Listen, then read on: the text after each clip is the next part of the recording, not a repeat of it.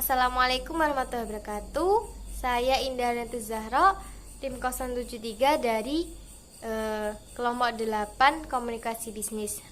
Di sini saya akan menjelaskan tentang tujuan presentasi bisnis. Nah, secara umum tujuan presentasi bisnis itu terbagi menjadi 4 tujuan pokok. Yang pertama, menginformasi pesan-pesan bisnis kepada audiens.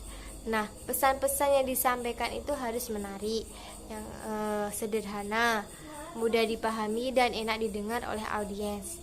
Nah, dalam presentasi bisnis itu kita harus menghindari bentuk presentasi yang membosankan, monoton, tidak jelas dan sulit dipahami. Yang kedua, ada menghibur audiens. Untuk mencapai tujuan presentasi bisnis, seorang pembicara itu perlu menyelipkan humor-humor segar yang mampu menghidupkan suasana. Nah, tapi humor yang diselipkan itu bukanlah presentasi yang utama, melainkan itu hanyalah sebuah selingan saja. Nah, yang ketiga ada menyentuh emosi audiens. Nah, dengan gaya dan intonasi suara yang menarik, seorang pembicara mampu menggugah emosi audiens seperti semangat, terharu, hanyut dalam keprihatinan, dan sebagainya.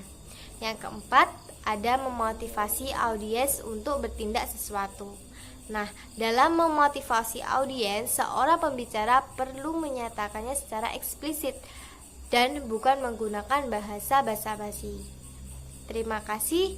Sekian dari saya. Wassalamualaikum warahmatullahi wabarakatuh. Assalamualaikum warahmatullahi wabarakatuh. Di sini saya Abdul Khobir dari kelompok 8 ya, mempresentasikan tentang persiapan presentasi bisnis. Yang pertama yaitu penguasaan terhadap topik atau materi yang akan dipresentasikan. Yang kedua, penguasaan berbagai alat bantu presentasi dengan baik.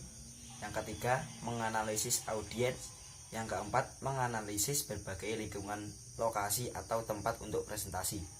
Selanjutnya, materi yang keempat yaitu alat bantu presentasi bisnis. Yang pertama ada papan tulis hitam dan putih. Jadi papan tulis itu beserta dengan pasangannya yaitu spidol gitu ya. Keunggulannya fleksibel dalam penulisan. Yang kedua, kemudahan dalam melakukan koreksi.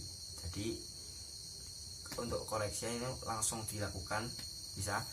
Yang ketiga, dapat merangkum pendapat peserta maupun pembaca pada saat yang sama.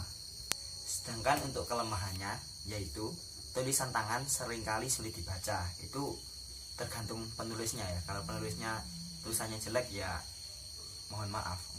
Yang kedua, pembicara menutupi peserta saat menulis. Ya, biasanya tertutupi oleh badannya, begitu. Yang ketiga, pembaca tidak dapat menulis dan berbicara pada saat yang bersamaan. Ya, kita tahu seperti teman-teman yang saat presentasi itu kan tidak bisa menjelaskan sambil menulis. Kalau bisa pun itu tidak akan efektif. Yang keempat ada kelemahannya yang keempat yaitu tersedianya papan tulis sangat terbatas. Yang kelima, spidol itu sering mengering, jadi mengganggu presentasi. Yang terakhir yaitu kelemahan dari papan tulis ini tidak efektif untuk peserta lebih dari 15 orang. Kemudian alat bantu yang kedua dalam presentasi bisnis yaitu flip chart. Keunggulannya fleksibel dalam penulisan. Yang kedua, pembicara dapat mempersiapkan penulisannya sebelum presentasi. Yang ketiga, pembicara dapat merujuk catatan sebelumnya. Yang keempat, biaya relatif lebih murah. Dan yang kelima, bisa diletakkan di mana saja. Sedangkan untuk kelemahan dari flip chart ini, yang pertama susah dibaca. Yang kedua, pembicara sering menutupi saat peserta menulis.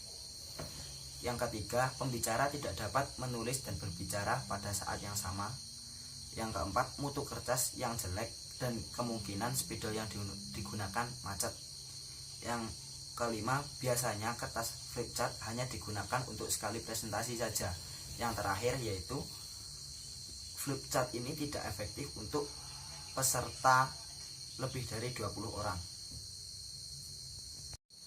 Untuk alat bantu yang ketiga yaitu transparansi overhead proyektor. Keunggulannya cepat dan murah jika menggunakan fotokopi. Yang kedua, dapat dibuat dengan artwork dengan kualitas tinggi tetapi biaya lebih mahal. Yang ketiga, layar jelas meskipun dalam ruangan yang terang. Yang keempat, visual dapat dioperasikan secara cepat dan mudah diubah meskipun beberapa saat sebelum presentasi dilakukan. Yang kelima, informasi dapat ditampilkan secara progresif meskipun secara manual. Overhead proyektor umumnya banyak tersedia di berbagai tempat pertemuan atau pelatihan. Sedangkan untuk kelemahannya dari transparansi overhead proyektor ini, kualitas transparansinya jelek jika teksnya ditulis dengan tangan. Yang kedua, umumnya hasil fotokopi adalah hitam dan putih. Yang ketiga, pergantian secara manual seringkali mengganggu pembicara dan mengalihkan pembicaraan. Yang terakhir itu kelemahan dari transparansi overhead proyektor. Transparansi ini sangat peka dengan bekas sidik jari dan mudah rusak. Selanjutnya, alat bantu presentasi ya bisnis yang keempat yaitu slide. Keunggulannya, slide foto warna mudah pembuatannya, jadi mudah untuk pembuatannya. Yang kedua, slide grafis berkualitas tinggi dapat dihasilkan oleh PC atau komputer. Yang ketiga, dapat dimungkinkan slide dengan 3D 3 dimensi dan efek khusus lainnya. Keunggulan yang keempat, daya tahan cukup tinggi. Selanjutnya, terlindung dari sidik jari dan kerusakan apabila disimpan dalam tempat yang terbuat dari kaca. Selanjutnya, slide yang dihasilkan dari komputer dapat disimpan dalam disket. Yang terakhir, hasil cetakannya lebih kecil dan lebih portable. Selanjutnya, untuk kelemahan dari slide itu proses produksi slide film 35 mm memerlukan waktu cukup lama dan harganya relatif mahal. Selanjutnya, alat bantu presentasi bisnis yang kelima yaitu papan tulis elektronik. Keunggulannya fleksibel, mudah dalam melakukan koreksi. Yang ketiga, mampu menampilkan tulisan pembicara dan peserta pada layar tersebut. Yang keempat, hasil cetakan dapat disimpan maupun diedarkan kepada peserta. Tetapi kelemahan dari papan tulis elektronik ini ya tetap namanya papan tulis, ya menggunakan tulisan tangan. Apabila tulisannya jelek, jadi hasilnya jelek dan sulit untuk dibaca. Selanjutnya, peserta seringkali terhalang oleh pembicara saat menulis, ya seperti papan tulis biasa lah. Selanjutnya, pembicara tidak dapat menulis dan berbicara pada saat yang bersamaan. Terus yang keempat, ada kelemahan yang keempat yaitu hasil cetakan seringkali berkualitas rendah jika tulisannya jelek, memang begitu. Yang keenam, alat presentasi bisnis yang keenam yaitu ada video kaset recorder. Keunggulannya sangat praktis. Yang kedua, monitor TV dan VCR banyak tersedia di perkantoran. Yang ketiga, video dapat menambah penguasaan materi dan sekaligus hiburan. Jadi secara pembawaan itu sangat baik dan tidak membosankan saat presentasi. Yang keempat, ada tersedia pokok materi subjek secara luas termasuk pelatihan perusahaan dan program motivasional. Tetapi kelemahan dari video kaset recorder ini, kualitas tampilan lebih rendah. Yang kedua, perlu kecermatan dalam memilih peralatan dan jenis video yang akan digunakan. Yang keempat, untuk peserta yang relatif banyak, sarana video kurang efektif. Yang kelemahan yang terakhir yaitu diperlukan tenaga ahli khusus untuk operator video. Jadi untuk operator ini sebagai operator saat presentasi berlangsung begitu ya.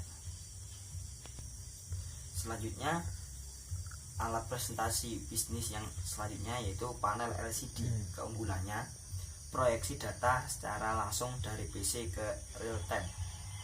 Proyeksi langsung memungkinkan tingkat interaktifnya semakin tinggi panel LCD dapat diletakkan di bagian atas dari proyektor overhead standar. Tetapi kelemahan dari panel LCD ini, versi lama cenderung menghasilkan kualitas gambar yang jelek. Pikselnya itu jadi besar-besar, jadi gambarnya tidak jelas. Keterbatasan kualitas gambar dari proyektor overhead karena rendahnya kekuatan watt. Sedangkan untuk kelemahan yang terakhir, yaitu ada 3 peralatan yang diperlukan dalam komputer dalam panel LCD ini, seperti komputer, proyektor overhead, dan panel LCD ini. Untuk alat presentasi bisnis yang ke-8 yaitu proyektor LCD. Keunggulannya, tampilan data dilakukan secara real time. Yang kedua, presentasi biasa dilakukan secara interaktif dengan audiens. Yang ketiga, dengan software presentasi, tampilan presentasi menjadi semakin menarik karena yang ditampilkan dapat berupa data, teks, suara, video. Sedangkan untuk kelemahannya dari proyektor LCD ini, LCD versi lama cenderung menghasilkan kualitas gambar yang kurang bagus. Ya seperti tadi ya, pikselnya jadi kelihatan besar-besar, jadi gambarnya tidak jelas.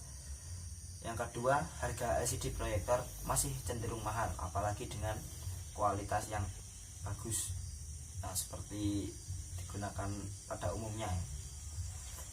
Yang ketiga, peralatan yang diperlukan seperti komputer, LCD proyektor, dan layar. Jadi kelemahannya juga sama dengan panel LCD, yaitu membutuhkan perangkat lain seperti komputer tadi dan proyektor. Kelemahan yang terakhir yaitu kadangkala terjadi ketidaksesuaian. Nah, sekian dari saya. Wassalamualaikum warahmatullahi wabarakatuh. Assalamualaikum warahmatullahi wabarakatuh. Di sini saya Reza Melodita akan menjelaskan tentang analisis audiens. Nah, untuk dapat melakukan presentasi bisnis dengan baik, salah satu pembicara harus dapat menganalisis audiens secara tepat. Oleh karena itu, dalam menganalisis audiens, seorang pembicara harus mampu menjawab 6 pertanyaan. Yang pertama, siapa audiensnya? Yang kedua, apa yang diinginkan audiens? Yang ketiga, di mana melakukan presentasi? Yang keempat, kapan melakukan presentasi? Yang kelima, mengapa melakukan presentasi? Yang keenam, bagaimana melakukan presentasi? Nah, selanjutnya saya akan menjelaskan tentang analisis bahasa tubuh. Nah, yaitu gerakan-gerakan yang sering dilakukan pembicara dalam melakukan presentasi bisnis, antara lain meliputi ekspresi wajah, senyuman, kontak mata, gerakan tangan, gerakan bahu, dan gerakan kepala. Terima kasih. Baik, saya akan melanjutkan bab tentang peninjauan lokasi dan percaya diri. Dengan meninjau lokasi, kita dapat mengetahui gambaran lingkupan yang ada dalam lokasi tersebut. Misalnya bagaimana persiapan sound system dan mikrofon, bagaimana layout tempat duduk peserta, bagaimana pengaturan tempat alat bantu visual, apakah ruangan ber-AC atau tidak, bagaimana pengoperasian alat bantu visual presentasi bisnis seperti overhead proyektor, LCD proyektor, dan DVD player, serta berapa jumlah peserta dan apa latar belakang mereka. Jadi ada beberapa cara untuk mengatasi ketidakpercayaan diri yang terpancar dari sikap Anda. Antara lain, yang pertama adalah gemetar. Cara mengatasinya adalah gunakan energi ke arah lebih positif dengan menyapa audiens dan biarkan gerakan-gerakan itu secara wajar. Kemudian ada bicara putus-putus. Itu cara mengatasinya, segera lepaskan kontak mata dengan audiens. Ambillah nafas dalam-dalam dan hembuskan perlahan-lahan sambil melihat catatan-catatan kecil. Kemudian mulut kering. Itu cara mengatasinya adalah sebaiknya sebelum melakukan presentasi untuk meminum segelas air. Kemudian ada tenggorokan tersumbat. Cara mengatasinya adalah seharusnya belajar menguap secara diam-diam sambil menundukkan kepala. Kemudian ada tersenggal-senggal. Itu seorang pembicara yang profesional harus selalu mencari berbagai upaya untuk mengembangkan kepercayaan dirinya. Kemudian ada bab berlatih presentasi bisnis. Berlatih presentasi bisnis dapat dilakukan dalam berbagai kegiatan dalam organisasi bisnis, mulai dari lingkup kecil atau internal sampai lingkup yang lebih luas atau eksternal. Agar presentasi bisnis yang dilakukan oleh pembicara dapat mencapai sasarannya, perlu diperhatikan beberapa hal berikut ini. Yang pertama adalah identifikasi audiens, yang kedua adalah buatlah pokok-pokok pikiran presentasi bisnis, dan yang ketiga adalah tulislah teks presentasi bisnis secara lengkap. Dan yang keempat, buatlah rangkuman teks presentasi bisnis ke dalam sub-sub judul. Dan yang kelima adalah tulislah ke dalam kartu ukuran pos kecil. Nah, sekian